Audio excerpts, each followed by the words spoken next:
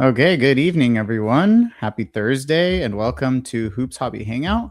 I'm Joey here with Ryan, Steve, and Adam, and we are this week talking about something that I think everyone, probably one way or another, feels very strongly about, and that is kind of the state of being a card collector these days. I think obviously we're going to focus on what it's like to be a basketball card collector, but I think in general we're just um, discussing the current collecting landscape for cards. And um, so I think whether you love collecting right now or not, I think we all have opinions on that.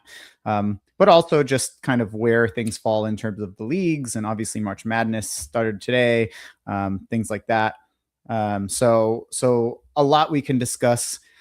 Before we do that, we'll just go around. We got Ryan back here for the first time in 3 weeks.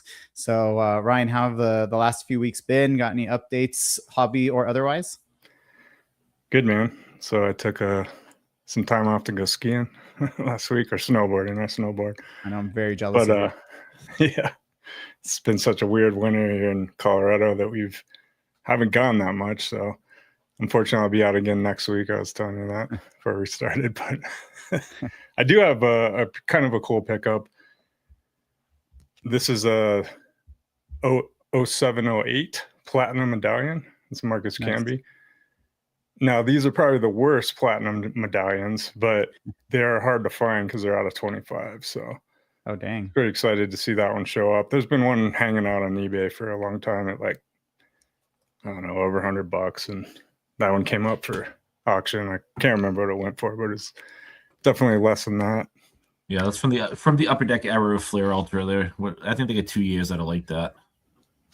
Yeah, and that's probably the worst year because literally I don't know if you could even see it, but the outline of the name is it's not even holofoil or anything. No, it's kind of maybe goldish or something like that. I don't even really know, but they're hard to pick out too. It's the name though, right? His name is the platinum foil, right? Yeah, it's not even foil. It doesn't look like it's just kind of gold. Well, I guess you could call it foil, but it's pretty bad. So, those are fun to chase, and I try to get all the platinum medallions. I've been trying to put a Nuggets team set together over the years that they did it, but those are definitely hard to come by because first of all, they kind of look like crap, and I don't think people realize that it's something special. Definitely not back in the day. So, that was a cool pickup. And then I've been going off the deep end buying weird stuff. This is the Mad comic. So I know I showed you the magazine. So prior to Mad going to the magazine format, it was actually a comic. So the first 23 issues or something like that were comics. So this one is issue number 15. I think this is from 1954. And it's got the Alice in Wonderland, Mad Hatter Tea Party spoof. So is there any direct correlation or relationship between the Mad comic and Alice in Wonderland or Disney? No, they would just spoof it all. So it kind of started as I don't know, short comics, right? That were, some of them I've read and I don't really get the humor as much because I wasn't living in the 50s. But it kind of morphed into a magazine format, but it started out as a comic book. And then I think the original guy that made the comics, I don't know, he stopped working for him and got a new group of people. And then they went to that magazine format with the satire. It was still comic-y, but more strip style, like comic strips you'd see in newspapers and stuff like that. So I don't know, I get caught up in this stuff. I buy one thing and I'm like, what else is there? Well, if you're not buying Topps cards, you got to keep yourself busy. It's funny you say that, Ryan, because when Joey started his question, he started off by saying, "Is there anything?" And I in my head, I was like, he's gonna say, "Is there anything you won't buy, Ryan?" Because you've just shown random stuff recently from your comics and your books to your. I'm waiting for you to bust out a stamp collection or something at one point. Yeah.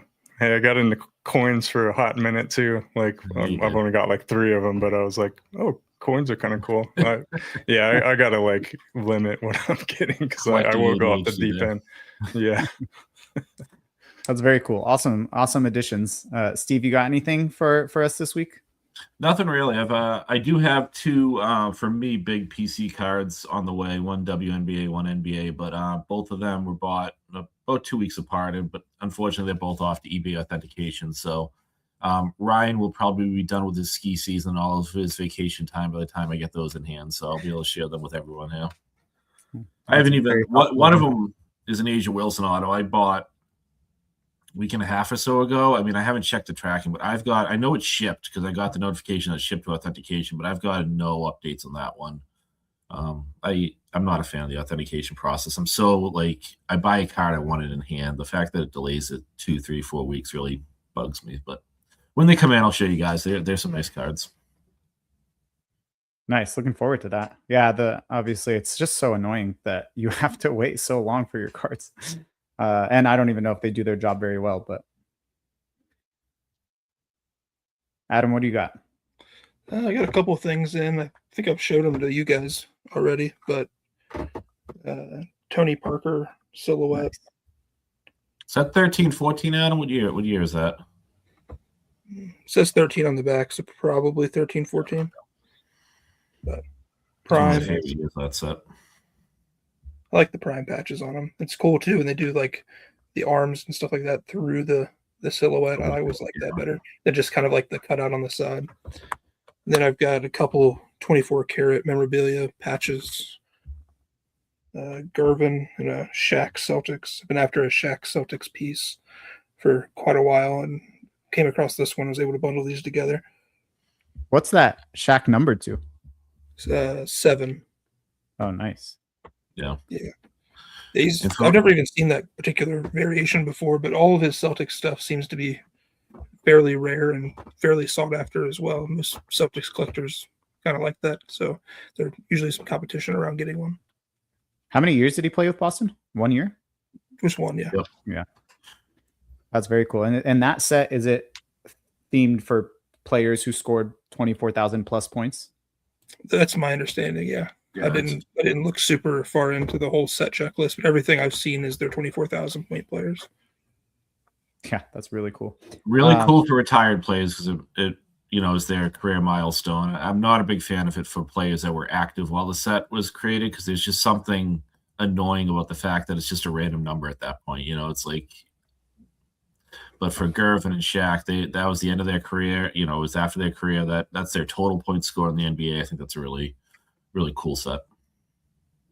Yeah, it sounds too like if you're going for career milestones, it's like the impeccable numbers, right? Where they pick a number that's a milestone for the player, and then they, make a card and on-card auto about it. So yeah, that's awesome. Nice pickups. Thank you. I don't have really like anything that big or meaningful, I guess, in the sense of like, big collection achievements like last week or the week before or whatever. But one appreciation to Hoops Hobby. He sent me this just a Jason Williams insert, but really appreciate him sending me something that he felt fit in my collection. It's the Point Perfect insert from Fleer Mystique. So yeah, thank you for sending me that. And then just real quick, I'll show them together just so I don't take too much time on them, but they are a couple side PC cards. One is a Tim Duncan Ultimate from out of 25 from 2001, 2002. So this is the Ultimate numbered out of 25. And one is a Westbrook Rookie X Factor from Bowman Chrome. So just a couple additions. I don't feel like it's necessarily worth the time of getting into the stories right now, but both of those guys I side PC. So, I was happy to get, I've been looking for a Westbrook Bowman Chrome X Factor for a while, and anytime I could get like an early 2000s Duncan that's low numbered, I'm going to call that a win. So yeah, I'm going to use this as a chance to sort of transition a little bit, Joey, into the whole state of the hobby thing and the fandom. Love it. I have not read any of it, but just the few clips I've seen on social media. What's going on with Westbrook in Sacramento? Is he becoming is he starting to run his mouth a little bit? Is he getting argumentative? The social media feeds that have come across my algorithm make it seem like he's running his mouth an awful lot at press conferences, but that could also just be, people taking clips of things out of context. Yeah. So if you're talking about what I think you're talking about, a couple of weeks ago during a press conference, he kind of mouthed off against the media, like Sacramento media, and specifically one of the local radio guys, and essentially was like, you guys are coming up with your narratives about why we're, certain players or intentions and the team's intentions and this or that. And he took exception to the fact that effectively, and I don't know, I mean, effectively the media understandably was calling for less minutes for Westbrook and DeRozan, because now that their season is shot and now that they're looking for trying to get the most advantageous placement in the lottery, they are saying, let's develop the young guys, let's get a good draft pick, whatever. So essentially Westbrook was like, mind your own business. This is our team. We're all trying to win. Stop butting in and claiming that, like I'm trying to pad stats or DeRozan's trying to do this and whatever. So he didn't say things so explicitly, but that's essentially what a lot of the interpretation was around Sacramento media. But yeah, so it's kind of traditional Westbrook in his kind of unfiltered self. So love it or hate it. It's if that's what it is, I love it. I don't think players should ever accept going out there and doing this, unless, I mean, the Pacers seem to be really enjoying it, but I don't think any players should go out there and enjoy tanking, and I think they should go out there and fight. And I think that's good for the franchise too. I don't buy into the tank stuff. I think you try and win and try and keep building a winning mentality.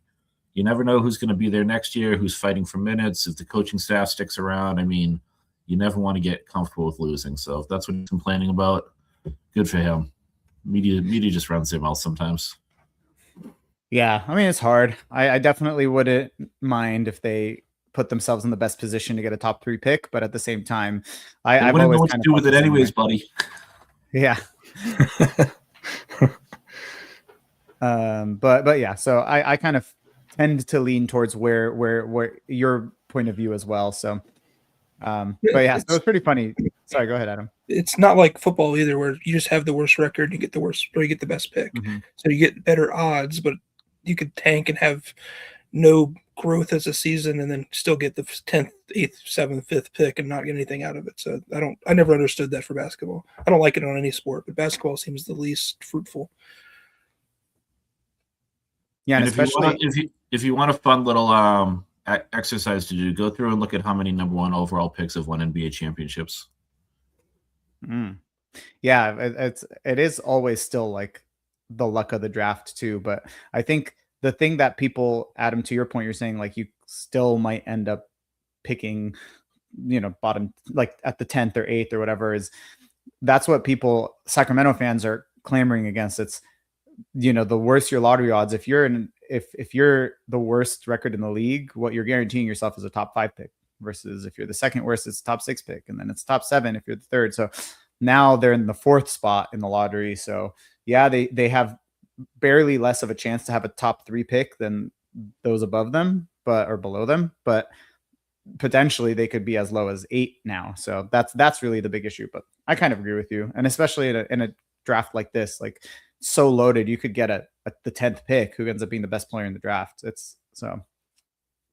Well, and to Steve's point, I mean, the talent that you see picked overall at first overall is rarely the best in the draft. Almost probably 75% of the time. I have no data to back that up, but rarely is the first overall pick truly just leaps and bounds better than what else is available. Even this past year, everybody thought Cooper Flagg was like the biggest no-brainer in the world, and Knopel ended up being as good of a player through the first season as Cooper Flagg was. So there's a talent available, and obviously, like Ryan's guy Jokic was drafted during a Taco Bell commercial. Like there's talent to be found at every spot in the draft. It's just whether it works out for you or not. And there's times where the first 10 picks aren't successful, then you have an 11th, 12th, 15th, whatever. Yeah, and especially this year, I feel like there's a top 3 or 4-ish. So like you said, there's not one runaway player. So yeah, it'll be interesting to see. But I probably we should stop talking about the Kings and the lottery and teams that suck. So let's transition to, like Steve was saying, kind of what we're talking about today, which is the state of card collecting and basketball card collecting. Real quick before we do that, just saying what's up to everyone that's hanging out. So what's up, Caleb? What's up, the crazy one? If you are here, either via YouTube or my Instagram, which you see on there on the screen at Sack Kings Cards, feel free to jump in the chat. Feel free to scan the QR code. And I will also, and I think Aaron, you're hanging out with us over on Instagram. I'm going to put the link into both chats. So you can click on that or scan the QR code from a phone, from a laptop, from whatever. Feel free to come hang out and share your thoughts. But let's just dive right in. I kind of jokingly made this like a State of the Union address when it comes to the hobby or whatever. But since we've been missing your thoughts, Ryan, for the last few weeks, I thought it might be a good idea to give like a quick opening statement on like your overall summary on thoughts before we get too deep into the weeds on things. Feel free if you want to change things up or like do things differently to say so. But do you want to just start us off as we go around and kind of give our opening, like, here's my overall place in terms of what I think the state of the hobby is right now? Yeah, definitely. I feel like you waited so you could hear my salty takes anyway. Yeah, we waited a couple weeks to do it. Yeah, I was thinking about this a little bit today, like in preparation for this this hangout. And I don't know, maybe it's just me, but I see a lot of similarities to like 2022, right? So 2020 hits, we get the boom. It's all the gridded base. Everybody wants gridded base. It goes nuts. And I think we've matured past that at this point, but kind of the same situation where that gridded base stuff just fell off a cliff into 2022, maybe into 23. I kind of thought that was, the end of it. We go back to semi-normal. Well, I was wrong. So I could be wrong about this, but I get these kind of same feelings right now in 2026 with Fanatics, like kind of monopolizing the industry. They, to their credit, they've done a great job of marketing. I don't know if necessarily marketing the right things, but to me, it kind of feels a little bit like that 2022. And I just got to be honest, I've been selling stuff, like bigger stuff. We can maybe go over what that is, like once maybe the sales are done or whatever. But I kind of just feel like, okay, if it's another one of those situations, I want to get a little bit back from it, just from things that have gone nuts in my collection. Not that I don't want them, but at the same time, I kind of missed the boat in that 2022 stuff where it's like, I'm not really trying to sell, but then you look back and you're like, I probably should have. Because for me, it's like getting some funds back. I can then go spend it on other weird stuff like band magazines and whatnot, So that's kind of where I'm at right now. Obviously, I've gone into it before, but just to state it again, I'm really not going after tops. I don't have any plans to. So for me, it's completing sets, stuff like the platinum medallion stuff shows up, weird things that, I've been chasing for years will show up. And then I'll go off into these weird tangents of coins and comics and stuff like that. But yeah, not a lot of buying, more kind of like unloading some of the stuff where I feel like, I mentioned the graded base stuff. I feel like people have matured past that. And what I mean by that is now they're chasing quote unquote rare stuff, but there seems to be a lot of money being thrown around that's not necessarily researched money. It's kind of like, oh, let's go on the trend of like 101s are rare, so let me get a 101, or this set's rare, let me get this. So I saw that same thing kind of happen in 2022. That's why I'm trying to see if maybe the two are the same. So I'll leave it at that for now. You mentioned that obviously you differentiated, right, between the base, graded base, and the rarity of stuff now. So let's say, unlike the graded base from 21 and 22 that obviously plummeted down in value, let's say this stuff just keeps going up, right? I mean, 90s, rare 90s numbered parallels and inserts and whatever, and it just keeps going up in value. Will you, and it's hard to project what you'll feel, a year from now or 2 years from now, but are you thinking that based on your past and stuff that you're in the boat where you'll be like, dang it, I should have kept that because now I can't get it back or whatever? Or are you more of the, well, yeah, that's gone up in value, but it's silly to me that this card is worth $10,000 and now I can spend $10,000 or whatever you're selling it for now, $2,000 to, like you said, buy some more stuff that's off the beaten path or cheaper, and then maybe put it towards my ski trip for this time or whatever, right? So kind of, you might not be able to get it back because it goes up in value, but then you spend on things that you might feel is more appropriate to its value. I don't know. Just kind of, where do you think you fall in there? Well, that's a great point, because that's the first bit that you said there. I'm selling stuff that I know I'm not going to get back, even if it goes up, if it goes crazy for the next couple of years, because we're at a point now where there's a lot of investment in, I hate calling it the hobby. It's really the industry, because, at a certain point, it's hard to call VC and all that kind of crazy money that comes in a hobby anymore. Really, that's an industry. But if I'm selling something now, it's because it's just like, how would I keep this? Why would I want to keep this card that's worth so much now when I could cash it out and like do something for my family? I mean, a lot of probably the profits that I'm taking back in and already have are going outside the hobby at this point. Not to say that, I don't want to keep a little bit for a rainy day fund, purchase that might be something cool pops up. But yeah, it's really like cards that I'm okay letting go, because I don't know. I heard this good quote, and I can't remember. It might have been on Blowout or somewhere, but it's like somebody said like cards are meant to be kept for a time and then passed on. So you either pass them on to somebody that's going to enjoy them more, maybe your kids, whatever. That's kind of how I feel about some of the stuff. Now I know some of the higher end things are probably going to be flipped 100 times, but eventually maybe it'll end up with somebody that'll appreciate it. So that's the hope. Yeah, cool. And you're still keeping stuff, right? Like you're not selling that. I saw that like a Jokic rookie gold prism sold recently. You're not like, okay, I'm selling this now. No, not yet. There could be at times, I said I'd never do it, but yeah, given the prices on some of that stuff, and you're like, man, I could pay off my mortgage with some of these prices, man. I know. And get your head thinking, but it's not yet on that. Yeah.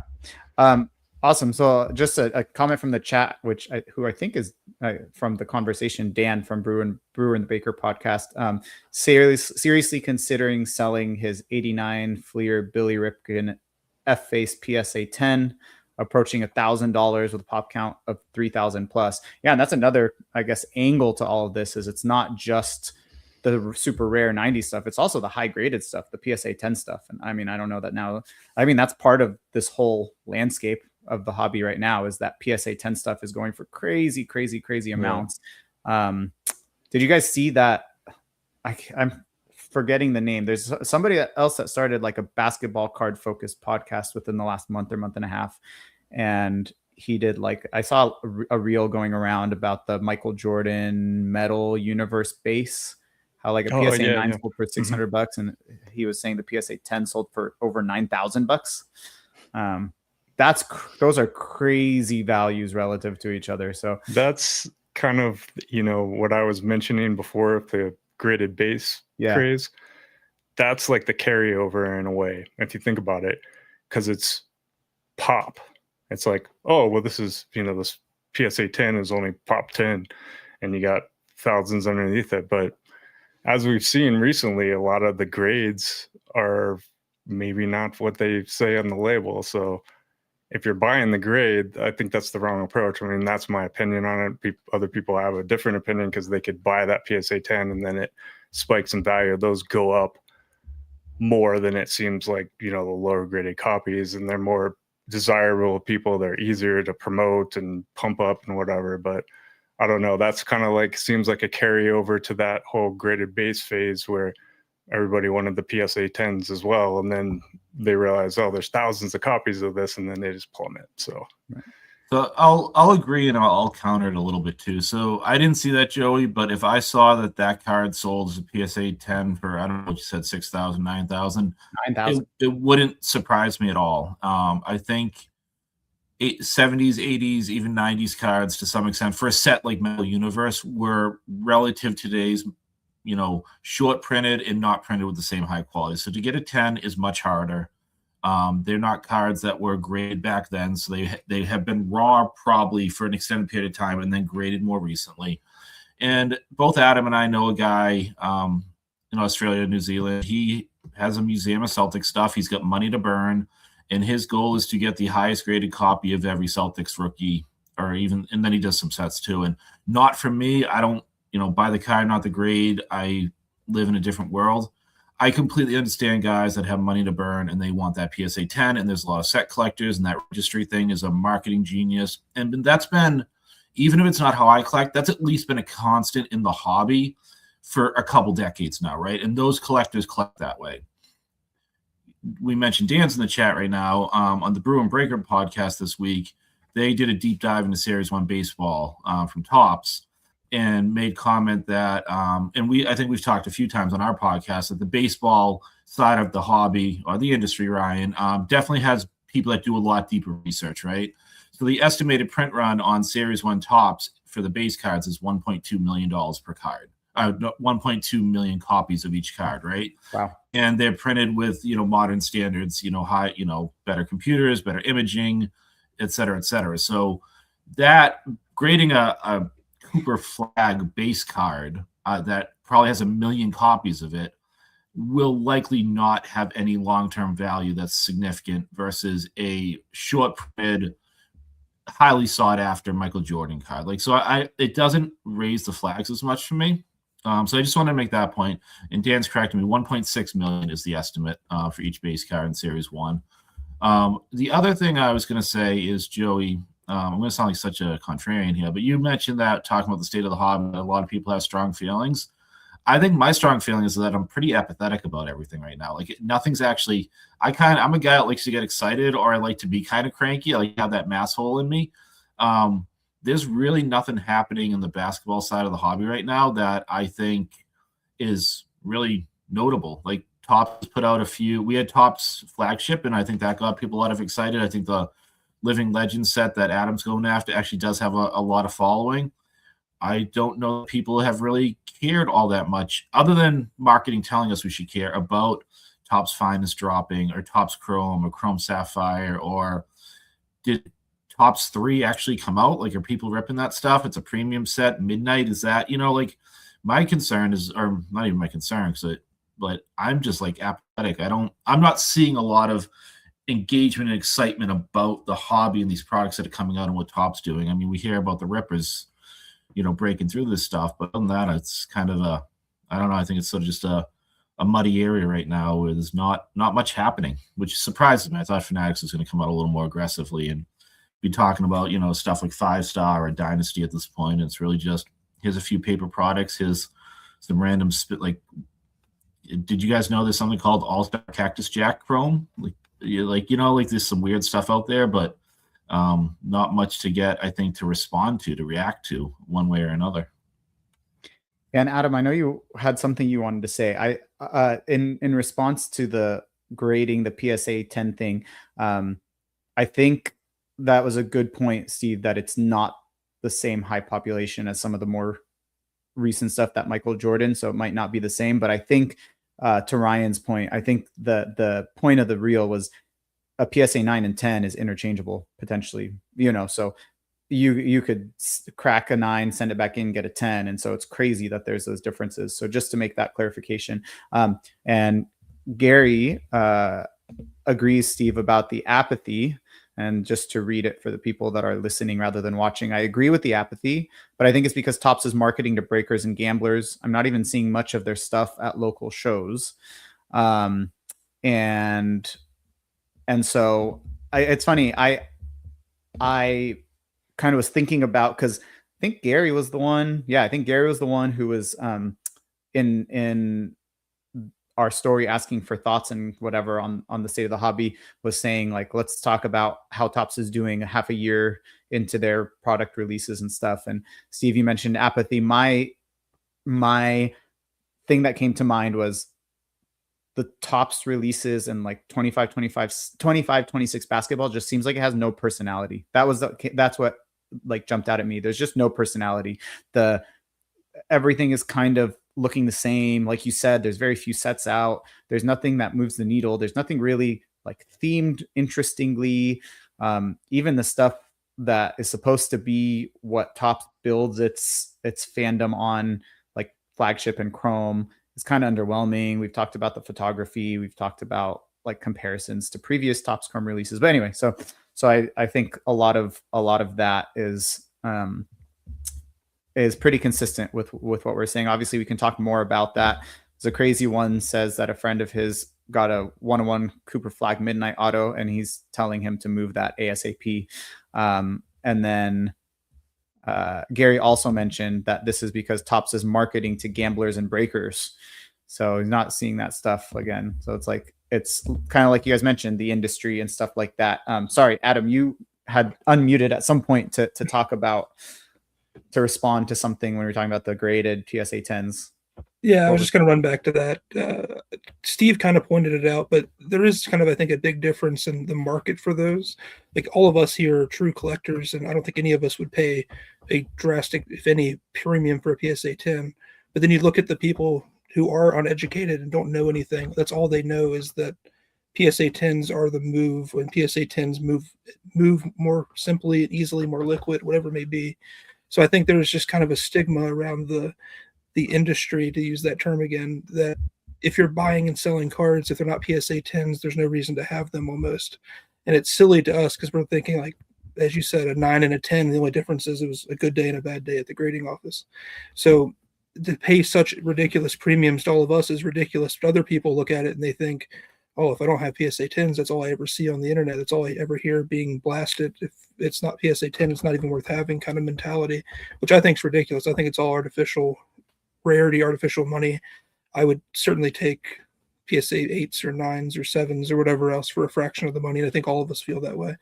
But I don't know, I don't remember the exact conversation a few minutes ago we were having to the T, but it was just around that idea that the market has shifted so strongly towards PSA 10s, where I think on key cards, it's not that 2 or 3x kind of multiplier that we saw for such a long time. And it's because of the uneducated buyer that we see in today's space, where they're just buying stuff they have no idea really of an idea of a market beyond 10s. Like, that's all they even think of owning or collecting or seeing is 10s. So everything else is almost like non-existent to them. Yeah, no, I think that's a great point. And I think that, to Gary's point about everything being marketed towards breakers and gamblers and stuff like that, I think part of that has to do with the fact that what is Fanatics trying to bring in? Fanatics is trying to bring in, they're not trying to bring in collectors. I think they're trying to bring in people to turn this into like a side gig of making some level of money. So I think that PSA 10s appeal to that. So I think it's all kind of in line with their brand. Yeah, I think that's definitely part of it. That's definitely what they're pushing, is the narrative of there being the industry, to use that term again, rather than a hobby here. And so I think when you push things like PSA 10s and that sort of thing, it becomes obtainable to people. Even a rare PSA 10, in the example of the F-Face Billy Ripken that was in the chat, that card you don't really see in a 10. Most of those, in relation to the overall quantity of those in the world, 3,000 is not very many. So they are relatively rare, but they're not truly rare. Mm-hmm. There's 3,000 of them. So there's more than enough to be sold on a regular basis, and the data to be tracked and able to be kind of pushed in that regard, versus if we talk about, I don't know, a particular ultimate set being really cool that's numbered to 10, you can't get traction with that because there isn't anything available. There isn't any sales that are able to be happening every day or available cards to be purchased or anything like that. Whereas something like that can be bought and sold many times a day, even at a rare pop report of 3,000. So I think that's just kind of part of it too, is so many people want to buy things based off the market actually having tangible transactions. Whereas that's even with the stuff I like. It's tough sometimes when you see a car that hasn't sold in 10 years and you're like, well, last time it sold for $200. Is it really worth $3,000 now? Probably is, because the market's come so far, but it's hard to throw $3,000 at something that has no real market other than a guess. And then you add in the fact that I've done this for 20 something years and everybody else in here has done it for just as long. We're scared to spend what might be today's market without actual comps. And then you expect somebody who just got into it and knows nothing to just wildly throw money. Well, the PSA 10s don't need to be wildly thrown money about. They're common cards and rare grades. They can have a million data points they can go off of to make a tangible kind of rational decision, versus our kind of stuff that we like is kind of going by the seat of our pants. Yeah, I think it's gone up a crap ton in the last 5 years since one sold. We'll buy it for 5x the last comp. That's not the market that most of these people live in. Yeah, those are great points.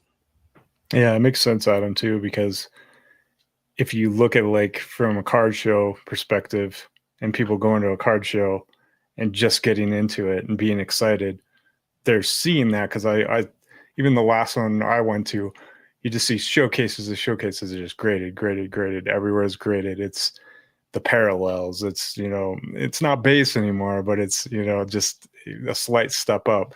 Oh, this is a rare parallel, even though the out of 10 might have 10 different copies of it. But that's a great point, because if you haven't been around the market, and I like your term uneducated, because that's really what it is, but it doesn't mean they're wrong. It just means that they came in and that was what they saw, and that's what's being promoted. That's what's being pumped up, because especially when you look at Fanatics came into the market, they actually came in to try and get into like more of the FanDuel space. I mean, that's what they raised capital for. And then when they couldn't do that effectively, they're still trying. They went to the card market, because they're like, oh, we can use that money and put it towards the card market, and thus we get all the gambling type stuff, all the breaks, and go ahead and pull the card, get the good grade, sell it for a bunch of money. It goes along with that kind of culture of gambling as well, so that's what people are seeing. And I'm not going to crap on everybody that's doing it, because it has brought people into the space. And we've seen, and we've talked to people, I'm sure you guys have as well. I've talked to people that got into it for that reason in particular, to make money, quote unquote, make money. And then they realized, well, this is actually kind of fun. Why do I just want to get a card only to flip it for more money? And a lot of times I'm not even flipping it for more money. I'm probably losing money. So there's good and bad with it. So I don't know. I just want to make that point real quick after you talk there, Adam.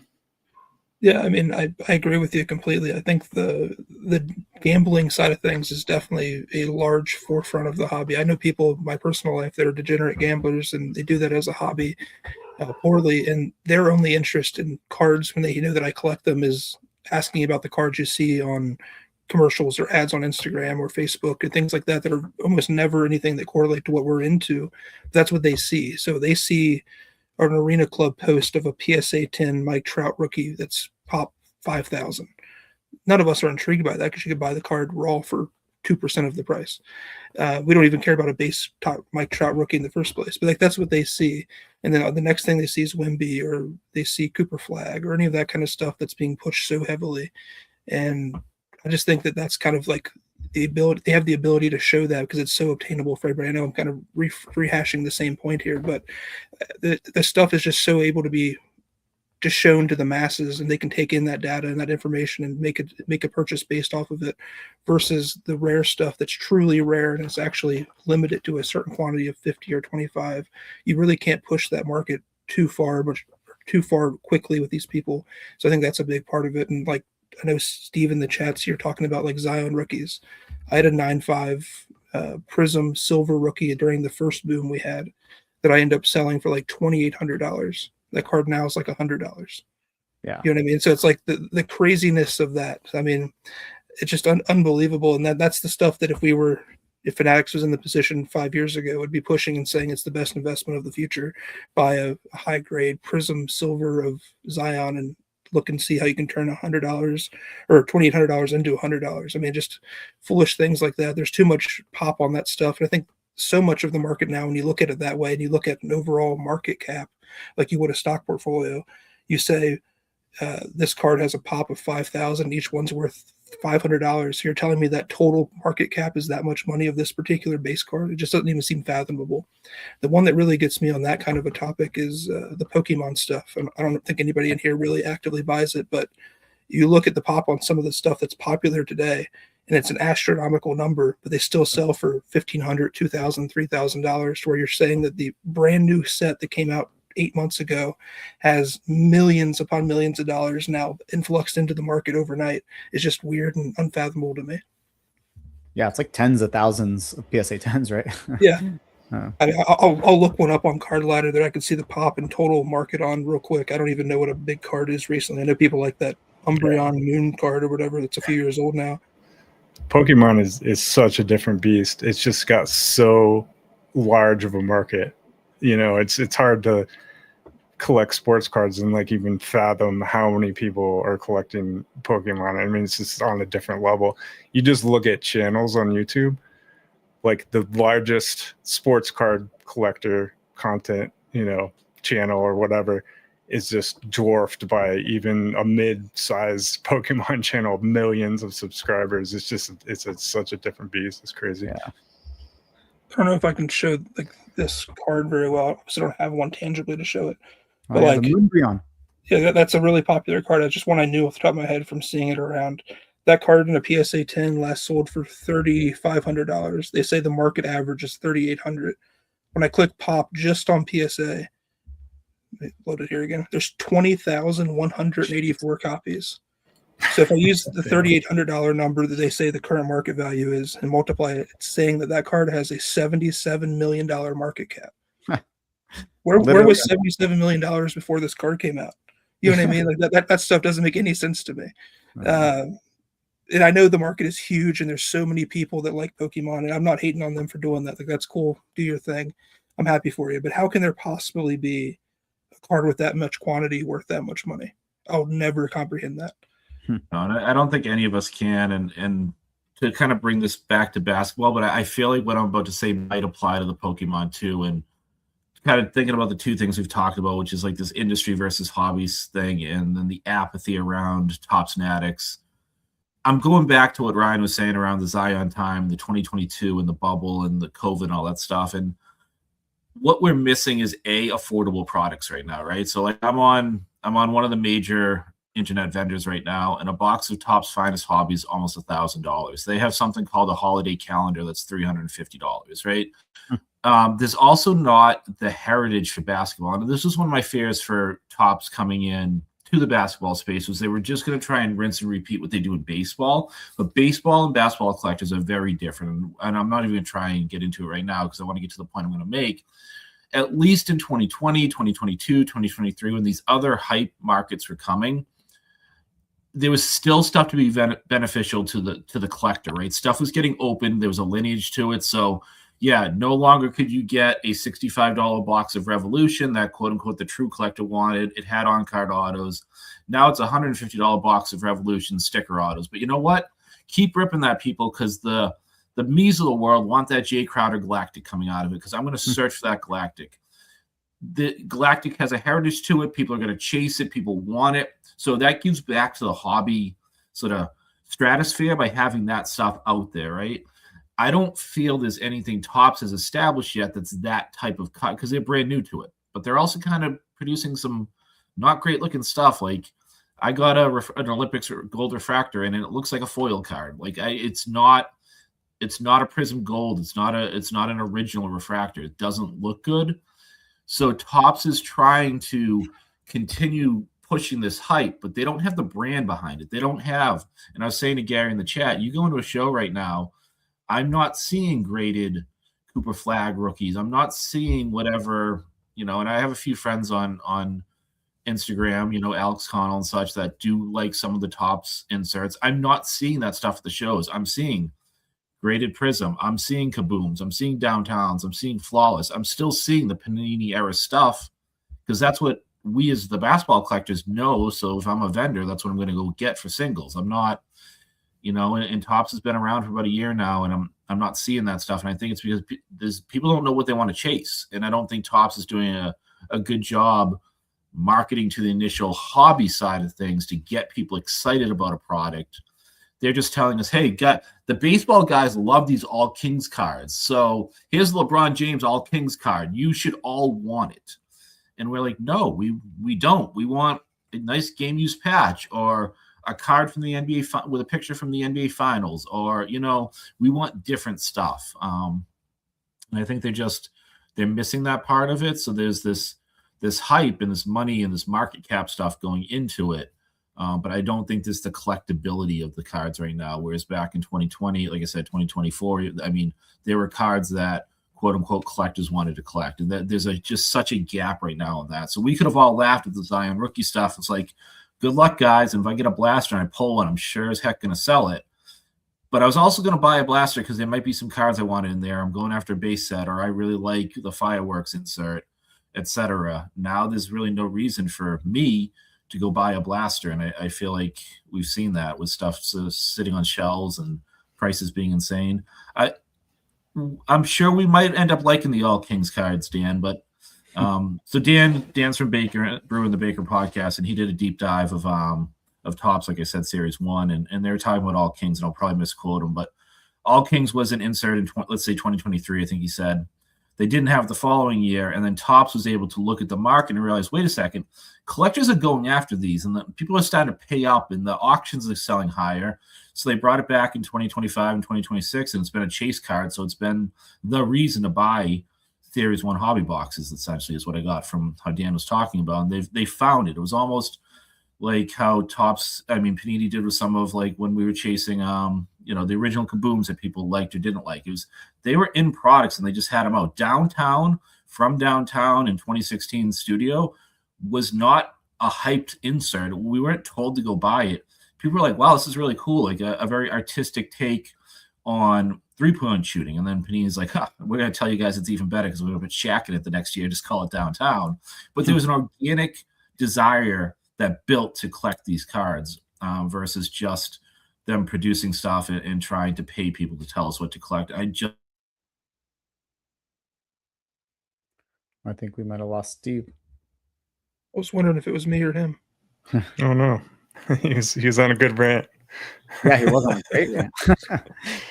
Well, oh man. While we wait for him to unbuffer, I guess, or buffer, there was something on the topic that he's saying. Fanatics got him.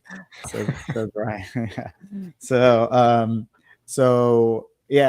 on the topic of like them naturally getting stuff that people, or producing stuff that people want, over on Instagram, Aaron mentioned in the chat, among college collectors, there's some cautious optimism about the new Bowman set. I don't know if you guys saw that they released information on Bowman. Oh, we just totally lost now. And then there were 3. So they released product information on Bowman, which is going to have both NBA and college. So there's going to be NBA with just the Bowman logo, and then college cards with the Bowman U logo. So he mentioned that some college collectors are cautiously optimistic about that.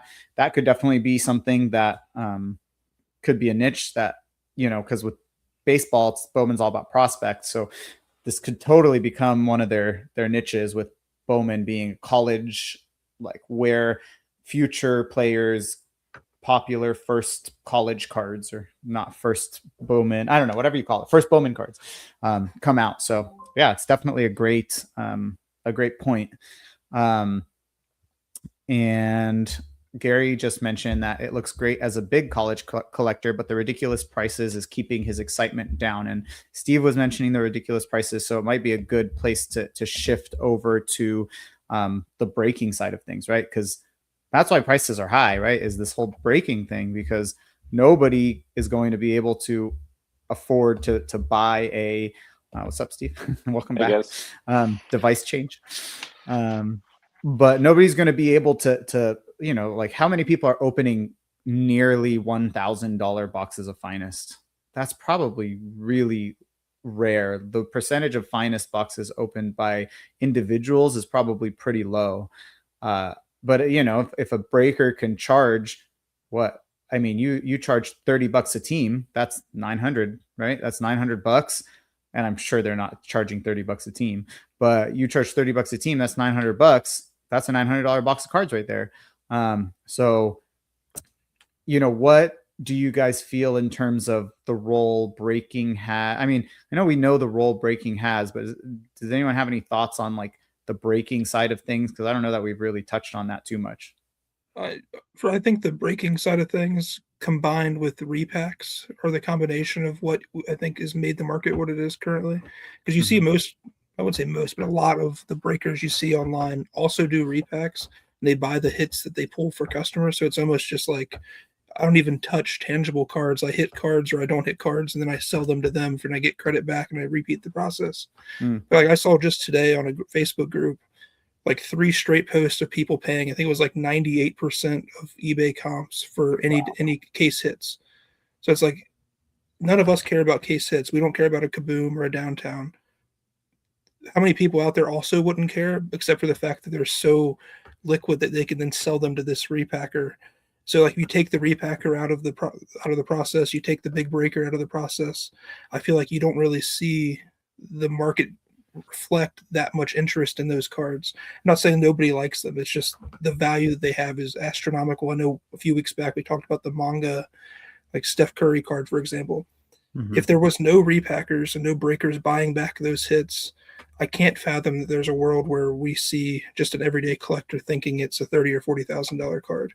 But like the market is being elevated, and there's kind of like a stop loss kind of set up on the market where you can't lose too much because these breakers and these repackers in cahoots with each other are just going to buy everything back up at enough of a margin to where they can repack the product and resell it again and rinse and repeat over and over again, to where the floor is never really seen because they're elevating it so high. Yeah, and I mean, in a way, it's great, right? Because if I have a card that I want to move and I can find a repacker to take it for 98% of comps, which is probably 20% higher than I'd be able to sell it if I was just selling it on eBay or selling it at a show or something. I mean, in a way, it's like an ecosystem that benefits us too. But on the flip side, like you said, it's what's making the market so high. Yeah, so it's definitely. I think it helps us in the sense that we have our own liquidity when we want to sell out of our collection or out of whatever we hit in a break or whatever it may be. But at the same time, I think if you remove it entirely, the breakers don't have nearly as large of a kind of a stronghold on the market, where the products then don't get released at $800 a box or whatever. I truly have no idea what finance came out at, like what true retail was versus what the resale value was on initial release. But I think everything is in conjunction with each other. If the product couldn't instantly sell out at 5 times what it did 5 years ago and then get sold for double that amount as soon as it gets in the hands of breakers, everything in the market cools off a little bit, especially the new stuff that has no real steam behind it other than just people are hot to get their hands on it for the sense of breaking. I think that would really level out the hobby and make it just that, a hobby again, where you don't have these people that just go out and buy every retail or every hobby box off of Topps website and flip it for 5x the money, and then it just raises everything again. I don't know. I'm optimistic that the hobby is moving in the right direction long term, but I think this short term breaker kind of stronghold on the hobby is a hindrance for the time being. So I'll let somebody else kind of chip in on that. But can we pull up that last comment? Well, I'll pull it up. I love that. Macavicious, hopefully that's how you pronounce it.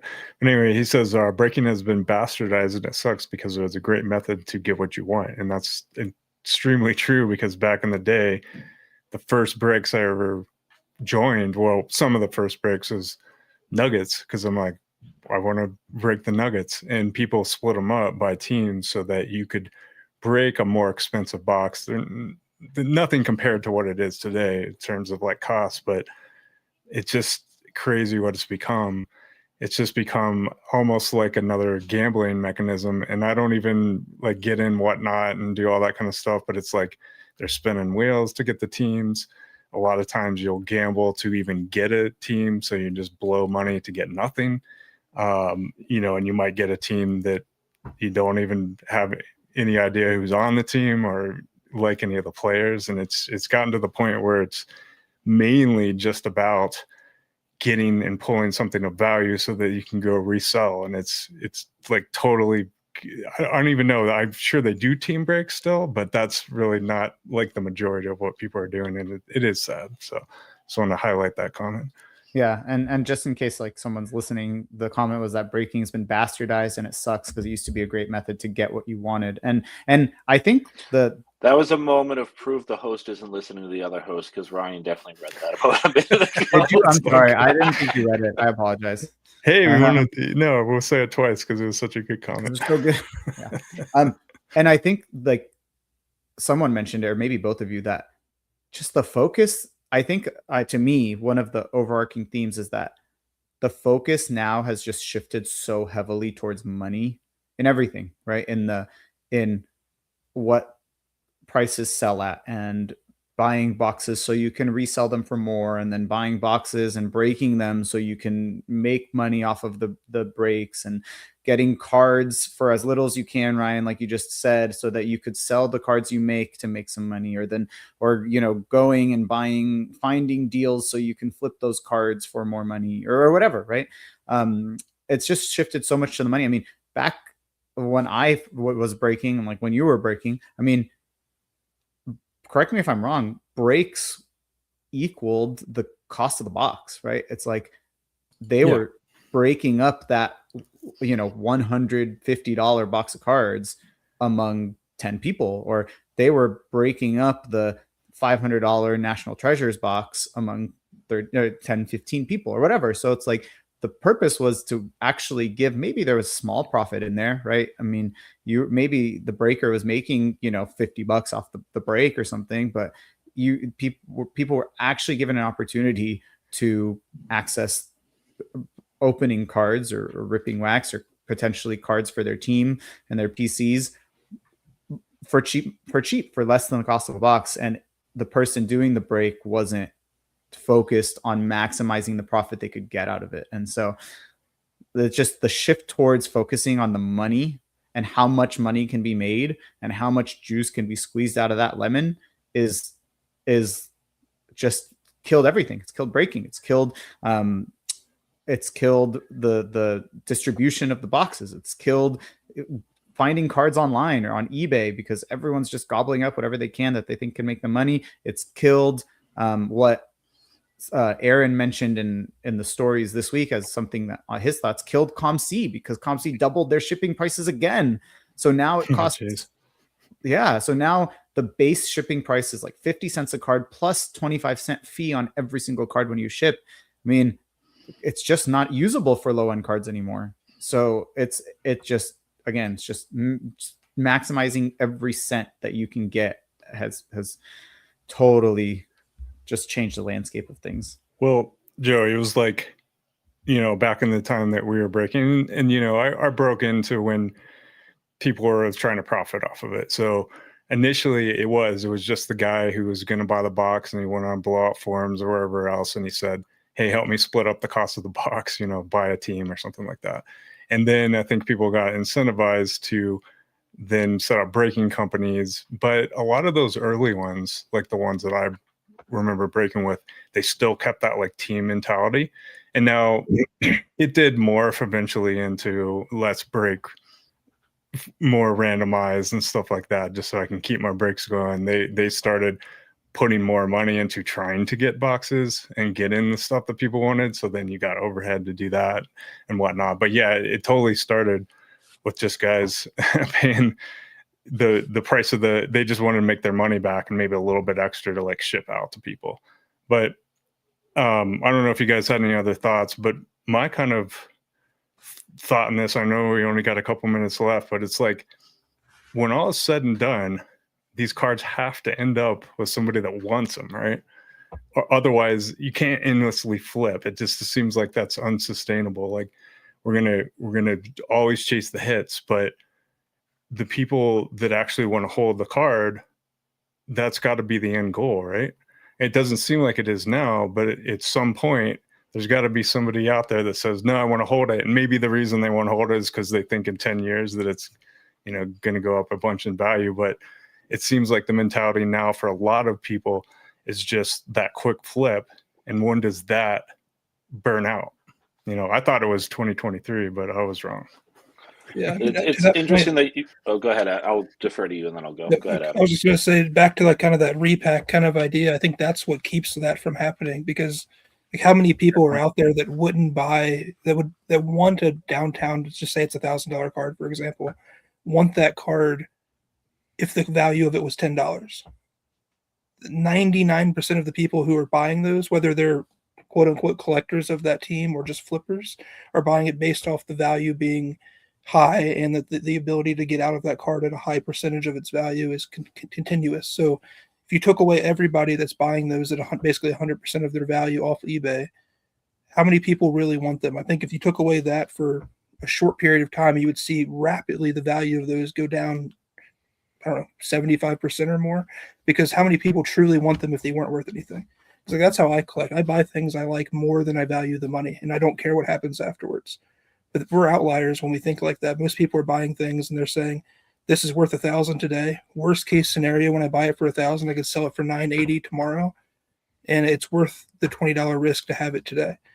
And they hope it goes up to $1,200 and they sell it. But if you take away that whole mentality and algorithm to it, I think that's, in terms of the market for that kind of stuff, the newer hits and case hits and popular sets, I think that's all of the market is kind of based off of the people that are buying at such a high percentage, that gives everybody this mentality that that's the cool thing to chase. And one day that's going to crash and burn, I think, and that's going to be an enlightening moment for a lot of people. And what I was going to add, when Ryan, you were talking about the cost of everything, and then going back to what I was saying before I cut out, as far as like, part of what I was saying is Topps hasn't established their own basketball sets yet, and their basketball heritage, with Topps and Addicts. And what I'm thinking about is, I'm looking at Adam, both him and I really, really, really enjoy Topps Dynasty, which is a baseball set. Very simply, it's a 1 card per box. They're all on card game use patch autos, limited to out of 10 or more. And it's gone to a price where most people can't afford to break a box anymore. When the cards first hit the market, people are trying to recoup the cost of the box. So a David Ortiz Dynasty card should run you $175 to $350, depending on the year and the quality of the patch, et cetera, et cetera. If Dynasty were to release tomorrow and somebody pulls a David Ortiz card, they're probably going to list it for $1,200, trying to get their money back. Hey, this is one of the all-time greats. That should be a hit, right? But there's a market for the person that wants to, in the end, own that card. I know what the value is going to settle at, right? So there's a level of confidence. And there's also a level of, I have knowledge in the hobby of don't buy into the hype, et cetera, right? I think we're missing that with Topps. And I think my first litmus test with what Topps is going to be for the end user, as you were getting at it, Ryan, and this is where I'm going with it, is when they do finally first have their first high-end release. And while there's no real market to fall back on, I've known, now paying in today's market, relatively speaking, I recently paid $100 for a jersey numbered Drew Holiday Celtics Flawless Patch auto. I paid $50 for a Derek White Flawless Patch. That's high for role players, right? But so the market's pushed me to that. But they were available to me. I could buy them as the end user at a price that I was eventually comfortable with, even if that Drew Holiday was initially going for $300 at auction when Flawless first dropped, right? So I think what I'm looking for is, when what Panini offered us was plenty of stuff for the flippers and the repackers to chase. You guys go get your kabooms. You guys go get your flawless rookies and your diamond cards. The rest of us know what we want to look at, right? And for some of us, that is kabooms. People like kabooms, but they're going to wait till they're right price. I think we need I think Joey said it was Sean saying, like, every 6 months checking on how Topps is doing, and not from a negative perspective, but I think we need to start realizing that safety net of knowing what we want to collect from Topps isn't there. But my first litmus test will really be those high-end sets. And do those cards take the same track that Flawless did, where it's going to be the same people ripping them? It's not somebody going into a store and just randomly buying a box of Dynasty or 5-star or whatever they might offer. But 6 months, a year from now, can the Adams of the world go out and buy, hey, there's a Larry Bird Topps Dynasty card. This is about what his premium patch autos should go for. I know about Exquisite and Flawless. all right, now the Larry Birds have fallen to that. I'm gonna start chasing the stuff, and once we get to that point, I think we'll start to normalize a little bit. But I'll be interested to see where those first high end sets go and what it's like trying to participate in those as sort of the end user, like you were saying, Ryan. To use the Dynasty as like kind of the litmus test that you were using there. I don't know if you looked at all at the most recent set that came out, but those boxes are going for like $2,000 a box now for a single card, where maybe, I don't know, 0.1% of cards could potentially get you a $2,000 recoup of your money. So, I mean, like to your point, you get David Ortiz, where in most products you get a patch auto of David Ortiz, you're pretty thrilled. You got a Hall of Fame player, fan favorite patch auto, and in that case, you would be getting back 10% of your value. I mean, you could hit Ken Griffey and get back 50% of your value.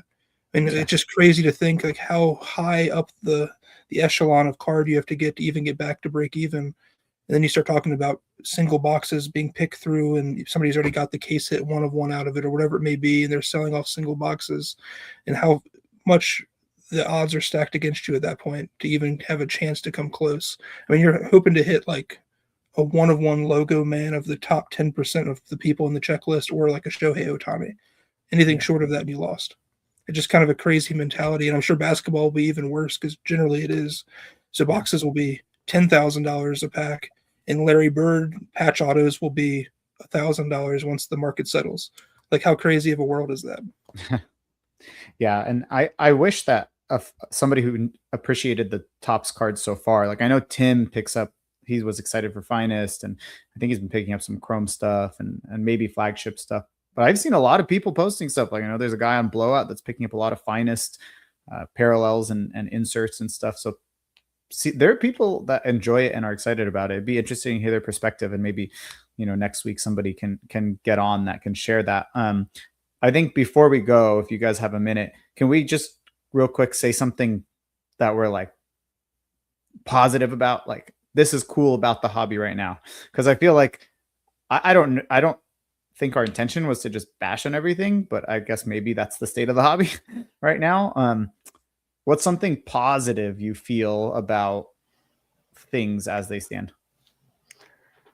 I can start. I mentioned it before, but the amount of people that have been brought in because of the COVID boom, because everybody kind of flooded to the market, did create a lot of collectors. And so it's nice to see. I still chat with people, weekly or bi-weekly or whatever, who have been in the hobby, not, as long as us, but they've kind of ingrained themselves into the hobby.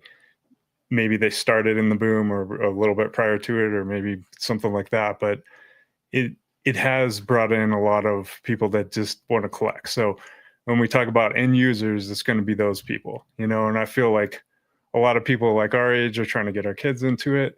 Those are your end users as well, and they'll carry it out, because after all the hype is said and done, to carry like a hobby to the next boom or whatever it's going to be, or just to carry it throughout, has always been collectors. There's always been people that just want to keep it, always been people that just have fun with it. They make connections through it.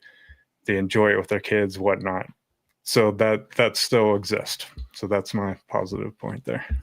Awesome.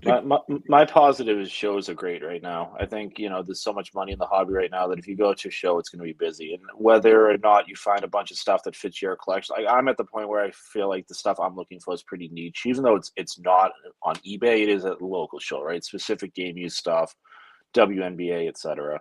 But there's money in it. So you go to a show, it's going to be busy. And if a show's busy and it's a repetitive show, then people that aren't there just to flip stuff are going to go. So you're going to have more people to run into, more sort of hobby energy to interact with, and then, probably some new dealers or different shows popping up. So I think the busier the hobby is, even if I'm not really diving into a lot of what's happening in the moment, I think that brings a lot of energy out to shows. And I personally enjoy going to an easy to get to local show that I know is going to be busy. So I think the show scene is really, really strong right now, and I'm liking it. To kind of piggyback off what Ryan was saying, I do think there is kind of that negative connotation that we have with Topps and Fanatics having kind of more of a monopoly than we would like on the market. But I do think there are going to be people who have no love lost for Panini because they never collected during that. Let's say you're 40 years old and you have a 10, 15-year-old son that's wanting to get into collecting cards. What you collected when you were that age wasn't Panini. You had no idea what that was.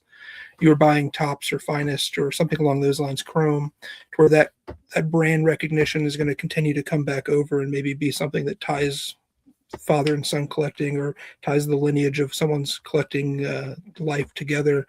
Whereas Panini Prism is something, if you weren't into the hobby in the 2012 to 2024 range, is you're oblivious to.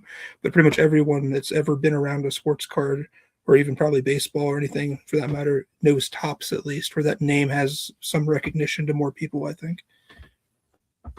Nice. Yeah, it's a great point.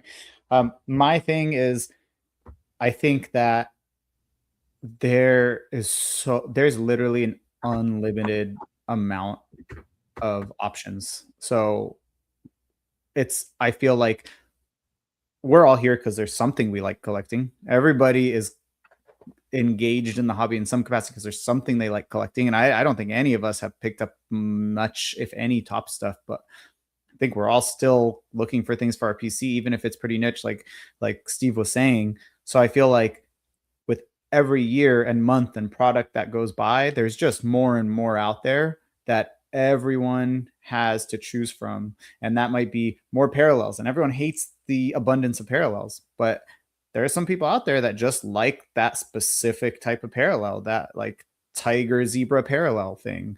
And I don't like it, but you might like it. So I guess my positive thing is there's something out there for everyone, which is great, because there's literally going to be, you can find any person that likes cards and they'll have something that they could collect. So I think that's a good thing. Any last thoughts before we close out?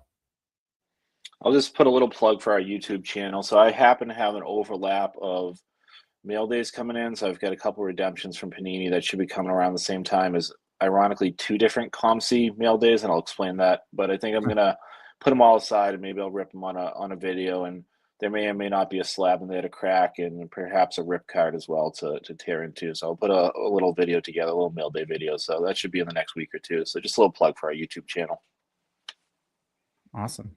Well, thank you everyone for hanging out. Thank you for everyone for sharing their thoughts in the chat. Thank you all for being around, and we will see you next Thursday. See you later. Be well, guys.